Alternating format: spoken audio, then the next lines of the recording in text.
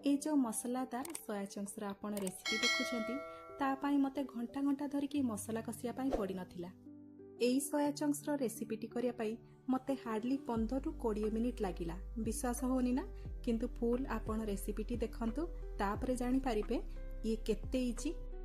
बने नबा आज आमे प्रेशर कुकर रे सोया चंक्स आउ याकू बनेबा बहुत इजी सरल ता सहित बहुत मजादार मध्य।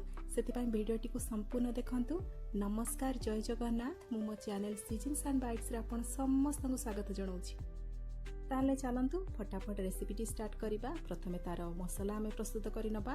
प्रथमे नै जिबा 3टी मीडियम साइज रो रसुण तार कोला छोड़ै दबा आ 2 इंच अदा तार चोपा छोड़ी की ताकू मते छोट छोट पीस करि नबा। या सहित नहीं जावा आमे गोटे मुठा फ्रेश धनिया पत्र आ एई 3टी जिंस को आमे भल भाबरे बाटी नबा, बढ़िया ग्राइंडिंग पेस्ट बने नबा। आ गोटे जगह रे आमे नहीं जावा किछि टमाटो, किछि पियाज आ किछि कंचा लंका। आपण केते राग खाउछंती से अनुसार कंचा लंकार मात्रा को बढ़ाई पारिबे कमै पारिबे। गोटे बड़ साइज रो पियाज नहीं जावा आ जेमिति आमे तरकारी किबा सागरे फुटांती किबा भजारे फुटांती सेही परि भाबरे ताकू सरू सरू काटी नबा। ता सहित 2टी पाचिला टमाटो नहीं जावा ताकू मध्ये आमे लंबा लंबा करिकि काटी नबा। एबे नहीं जावा गोटे जागा नहीं जावा सेहिथिरे आमे 2 ग्लास पानी। एबे सेहिथिरे आमे गोटे छोट चम्मच लूण पके नबा आ पानी को भल्ल भाबरे एठी गरम होबा पई दबा हाई फ्लेम रे एठी हमरो पानी मध्ये गोटे मिनिट रे गरम हे गलानी। एबे आमे सेहिथिरे सोया चंक्स पके नबा आ एठी आमे 4 कप सोया चंक्स नबा आ याकू पानी रे भल्ल भाबरे फुटिया पई छाडी दबा जेमिति कि सोया चंक्स हमरो भल्ल भाबरे एठी फुली जाओ। बेसी समय लागिबो नाही। ताको आपण हाई फ्लेम रे सब सोया चंक्स को टिके पिठा कड़िका सहायता गळे नेबे जहा फल रे कि भलो भाबरे से पानी सोक करि पारिबो आ सोया चंक्स हमरो फुली पारिबो। आ एठी देखंतु हमरो गोटे रु 2 मिनिट भितरे भलो भाबरे सब सोया चंक्स पानी सोक करि नेलानी, भलो भाबरे फुली गलानी। एबे सोया चंक्स रेडी हे गलानी। एबे गैस फ्लेम को आमे बंद करि दबा आ याकू ठंडा हबा पई छाडी नबा। ठंडा हो सारा पर आम सोया चंक्स रु एक्स्ट्रा पानी भल भाव चिपुड़ी बाहर कर नबा। आठी मु बेसी समय नहीं नथिली ताको ठंडा हबा पई ताको फ्रिज पानी द्वारा भल भाव एठी थई नैथिली आ ताको चिपुड़ी नैथिली। एमिति प्रोसेस रे आपण ताको इंस्टेंट करि परिबे, शीघ्र हेई परिबो। आ एठी एबे नै जिबा आमे गोटे थाली आ सेहितरे जेतिके सब सोया चंक्स आमे पानी रु चिपुड़ी थिले ताको नै जिबा। आ एठी आपण गोटे जिंस नोटिस करि पारथबे सोया चंक्स रे हमर पानी बिल्कुल भी नाही। आपण एई परि भाव रे सोया चंक्स को चिपुड़ी नेबे। एबे चलंतु सेहितरे जिंस सब ऐड करि नबा। प्रथमे आमे काटी रखिथिबा पियाज को सेहितरे ऐड करिबा। ता सहित पकै नबा काटी रखिथिबा टमाटो को आ कंचा लंका को आपण जेतेबेले पकेबे टिके टिके स्लिट करि नेबे। एबे एथिरे आमे सब गुंड मसला ऐड करिबा। प्रथमे हळदी गुंड ऐड करिबा, हाफ छोट चम्मच हळदी गुंड ऐड करिबा आ गोटे छोट चम्मच एठी काश्मीर लंका गुंड ऐड करिबा। आ ऐड करि नबा गोटे छोट चम्मच धनिया पाउडर, गोटे छोट चम्मच जीरा पाउडर आ 1.5 छोट चम्मच गरम मसला पाउडर। एबे एई सब जिंस पकै सारला परे आमे जो मसलाटी प्रस्तुत करथिले जोथि कि रसुण, अदा आ धनिया पत्र को बाटिथिले ताको देई दबा।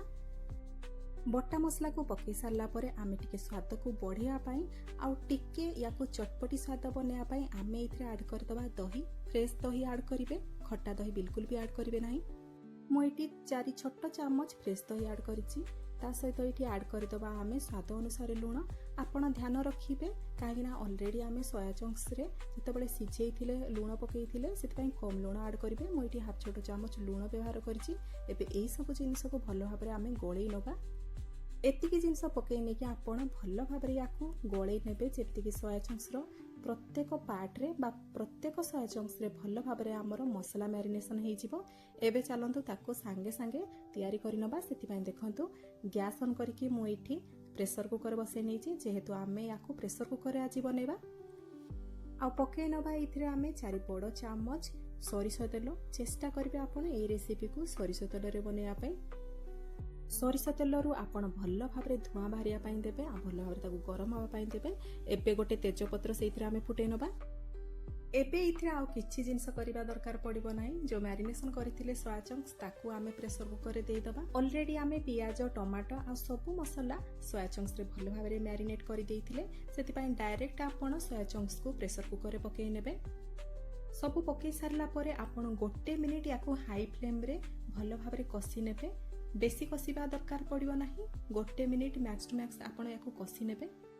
आपण एठी भाबुथिबे सोया चंक्स तो भजा हेनी, याकू रोषेई कले भल लागिब नाही किंतु थरे याकू आपण एहीपरि भाबरे प्रेसर कुकर रे करंतु देखिबे बिल्कुल भी स्वाद रे कोनोसी फरक लागिब नाही बरं कम समय भितर बेस्ट स्वाद आपण पाइबे। आउ गोटे जिनस आपण एई रेसिपी कला बेले नोटिस करिवे एई रेसिपी कला बेले आपण कम तेल मसला यूज करिवे काहेकि ना आमे जेतेबेले सोया चंक्स को नॉर्मली करंती ताकू भाजंती पुणी मसला कसिला बेले पुणी तेल दियंती भजा हला बेले आ मसला कसिला बेले आपण जो तेल दियंती आ मसला दिया जाए तार मात्रा बहुत थाए आपण किंतु एई प्रकार रे करंतु देखिबे कम तेल मसला यूज करिवे किंतु स्वाद बढ़िया आसीबो। गोटे मिनिट एठी मु भल भाबरे कसी सारला परे आमे एथिरे ऐड करदेबा पानी मु एठी 2 ग्लास पानी ऐड कर देछि आ ताको भल भाबरे एठी मिक्स करि नबा। आपण एई मोमेंट रे टिके चाखी नेबे जदी अलणा लागिला आपण सेई अनुसार तेल पकई नेबे झोल पई एबे पकई नबा सेइतरे हाफ छोट चामच देसी घियो को ऐड करिबा द्वारा बढ़िया तार स्वाद बढ़ी थाए। एबे भल भाबरे ताकू मिक्स करि नबा आ यार लीड देई दबा याकू हाई फ्लेम रे आपण 2टी सीटी आसिया पर्यंत भल भाबरे इठी बॉईल करि नबा। याकू आपण हाई फ्लेम रे बॉईल करि नेबे काहेकि ना ऑलरेडी हमर सोया चंक्स भल भाबरे सिझी सारिछि आ टमाटो पियाज मते सिझिया पई गोटे सीटी नबा। हाई फ्लेम रे 2टी सीटी आसी सारला परे प्रेशर कुकर को भल भाबरे ठंडा हबा पई देबे माने प्रेशर रिलीज हबा पई देबे। एठी देखंतु प्रेशर रिलीज हे सारला परे मु तार ढाकुणी खोली की देखौछि ढाकुणी खोली सारा आपण कौन सी डंकी साहाय्य ताको भल भाबरे टिके मिक्स करि नेबे जेमिति कि हमर पियाज टमाटो सब कंचा थिला ताको भल भाबरे मिक्स करिबा द्वारा तार फ्लेवर भल भाबरे मिसी जिवो हमर ग्रेवी रे। आ एठी देखंतु हमर pressure cooker soya chunks full ready हे गलानी। एबे ताको आउ टिके स्वादिष्ट बनेया पई आमे कटा हैतिबा धनिया पत्र को ता ऊपर पके नबा। कम तेल मसला आ घंटा घंटा धरी मसला न कसी मध्य आमर एठी ग्रेवी बहुत बहलिया हबो। थरे ए रेसिपी को ट्राई करंतु केमिति रहिला यार स्वाद आ आपनकर अनुभूति मते कमेंट माध्यम रे जणांतु। भिडियोटी भल लागिथिले लाइक टे निहाती करिवे भिडियोटी जदि पसंद आसिथिबो सांग साथी बंधु बांधव मानक सहित शेयर करिवे। मो चैनल ले जदि नुआ आछंती किमा मो चैनल को सब्सक्राइब करनांती प्लीज सब्सक्राइब करि नेबे।